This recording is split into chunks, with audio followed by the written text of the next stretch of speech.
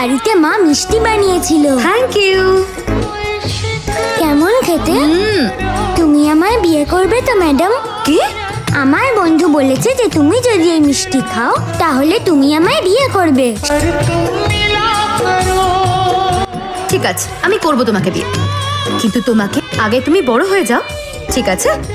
ঠিক আছে।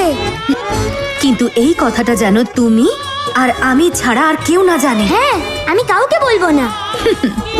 খুব ভালো।